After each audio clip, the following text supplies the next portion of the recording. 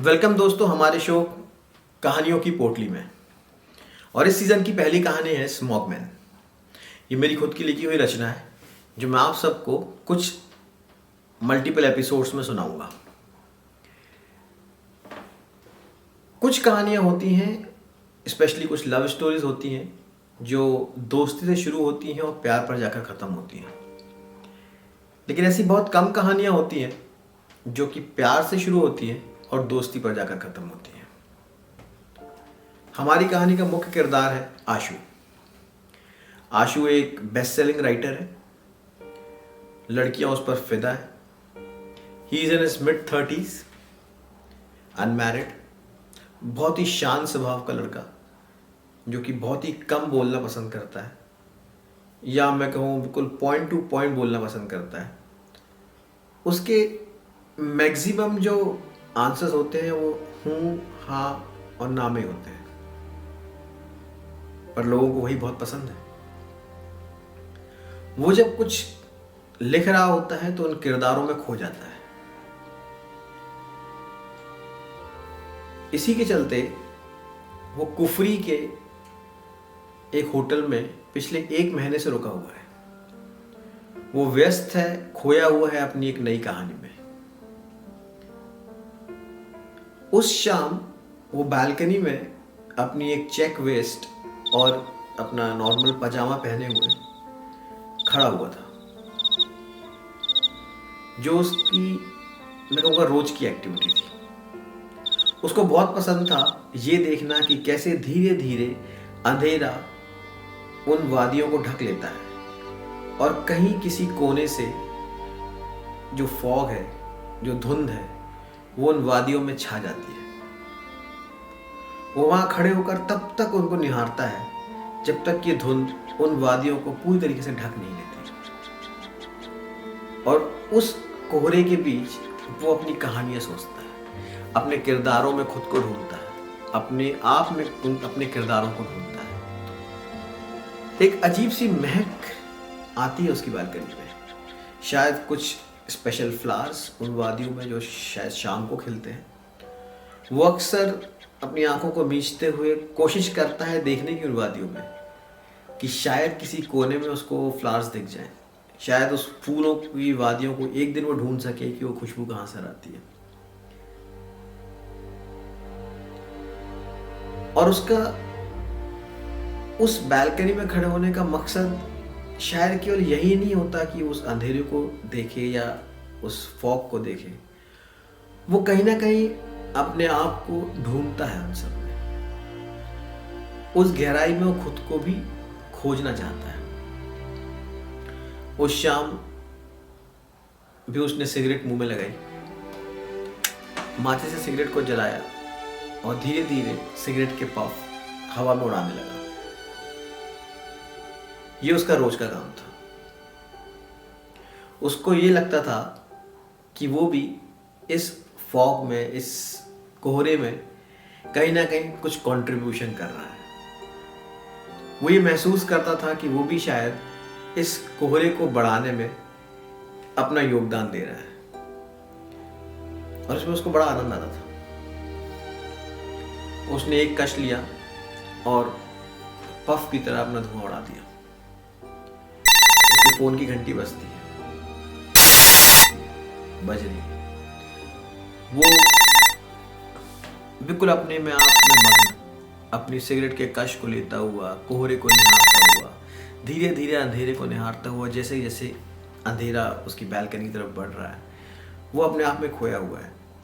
Miss call पे miss call बजे जा रहे हैं, पर उसको शायद किसी में इंटरेस्ट नहीं। फाइनली जब उसकी सिगरेट ख़त्म होती है, वो पलटता है, अपना फ़ोन उठाता है। वहाँ जो बालकनी में उसकी चाय रखने की टेबल और चेयर लगा होता है, उस टेबल पर से वो मोबाइल उठाता है,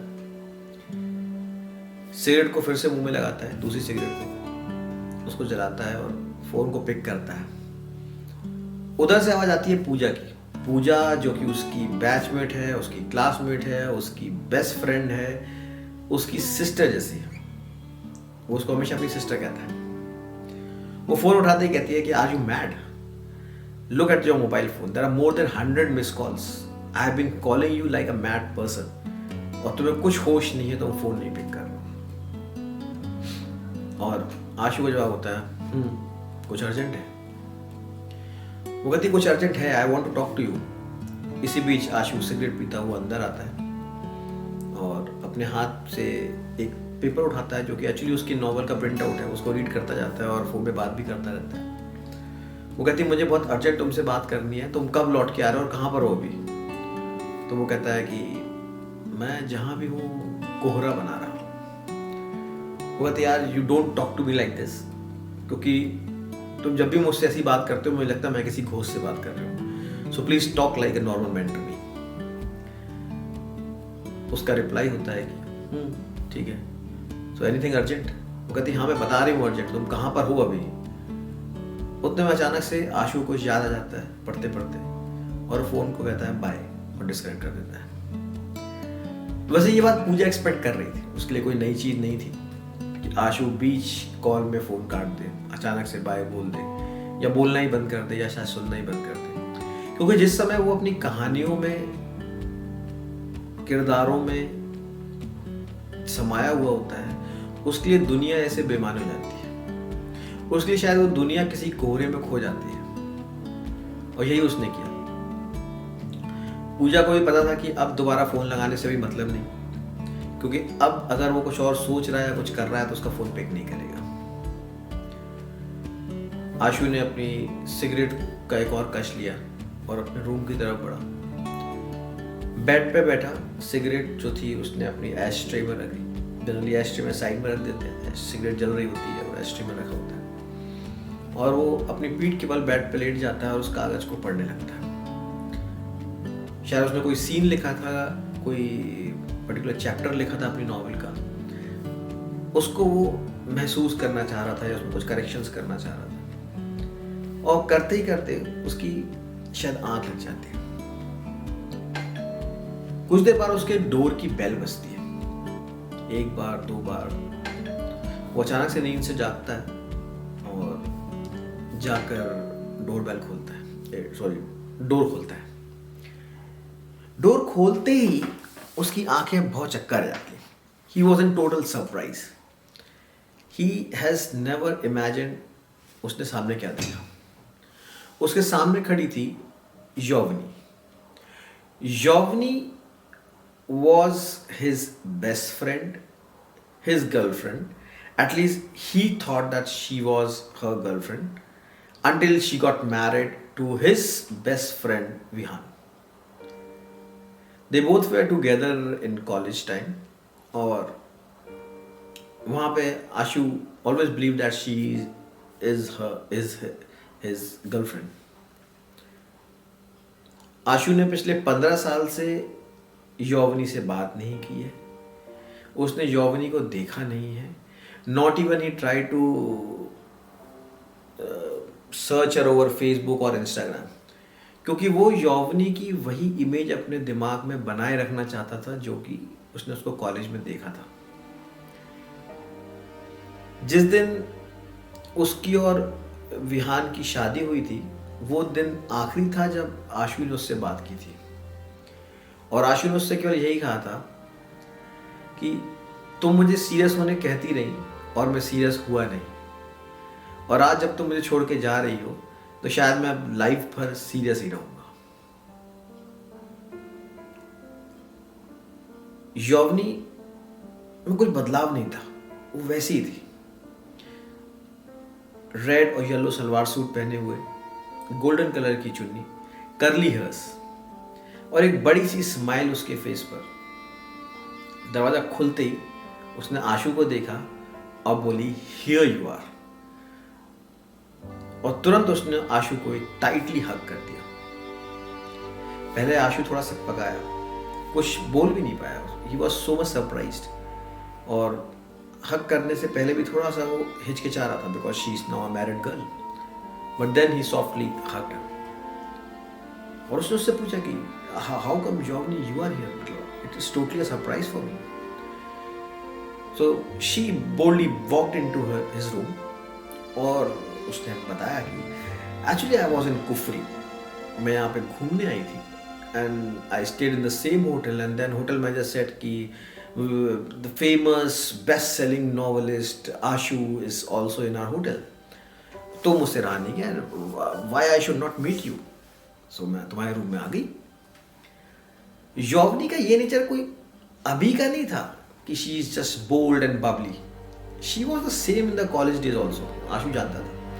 And Ashu के लिए this was very surprising कि after 15 years, Yovni was still the same. She was the same bubbly girl, same smiling girl, same bold, जो बिंदास रूम में एंटर करती थी. And she walked inside. और walked inside करते साथ सबसे पहले उसने पहला क्वेश्चन आशु को पलट के ही कहा, You started smoking? Ashu said कि you हाँ शायद करना ज़रूरी हो जाता है कभी कभी. कि ओके. आशु डोर की तरफ पलट के देखता है एंड देन ही आस्क कि विहान नहीं आया तुम्हारे साथ. Ashu and Vihaan they actually very good friends. They were batchmates, they were hostel mates, they were college mates, they were the dear friends. But yes, Ashu and Vihaan are not in a talking terms since Vihaan and Yauvani got married. Ashu दरवाजे तरफ देख के उससे यही question पूछता है कि you are alone. Vihaan अभी भी नाराज है, वो शायद मुझसे मिलने नहीं आया. तो यौवनी थोड़ा सा अपनी आंखें झुकाते हुए फिर कहती है कि you have not kept any contact with me since last 15 years. How you would know? What I should know? You don't know, I and Vihaan got divorced.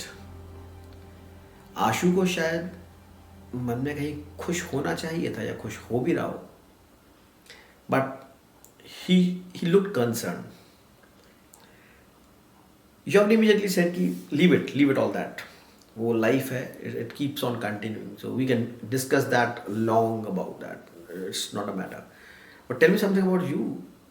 You got married? Because तुमने कोई contact ही नहीं रखा. I don't know anything about you.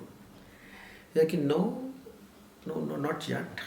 And आशु अपने nature में बिल्कुल वैसा ही, मतलब he was at the time when he was in college, he knows that he was very friendly with Yovni. माने उन लोग का बोलना शायद रुकता नहीं था. And now Ashu was in a mode that he was not even able to speak words in front of her, or he was in so much surprise seeing her that he was not able to, उसके मुंह में शब्द नहीं थे यौवनी से बात करने के लिए. यौवनी ने उसको फिर स्माइल किया और she said कि But yes, in this 15 years, you have grown tremendous. अच्छा लगता है देख के that you are such a big author. I keep on following you. I see your Facebook posts, I see your Instagram posts, and I see the depth of your thoughts in your posts, in your books. तुमने सारी books पढ़ी है मेरी?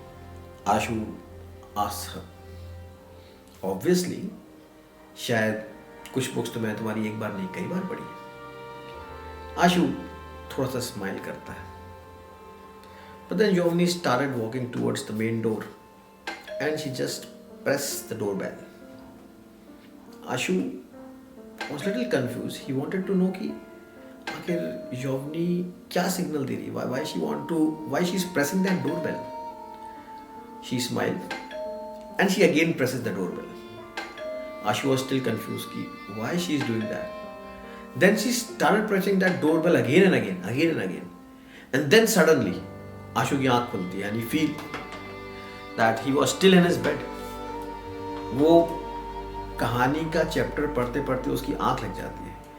And he got lost in his memories with Yovni. और ये उसके लिए कोई नई बात नहीं थी. 15 साल पहले जब से उसने यौवनी से बात करना छोड़ा है, उसने यौवनी को देखना छोड़ा है, शायद फिजिकली यौवनी से बात नहीं करता है, फिजिकली यौवनी को देखता नहीं, बट मन में, दिल में, दिमाग में वो यौवनी से हर रोज मिलता है, हर घंटे मिलता है, दिन में जाने कितनी बार मिलता है.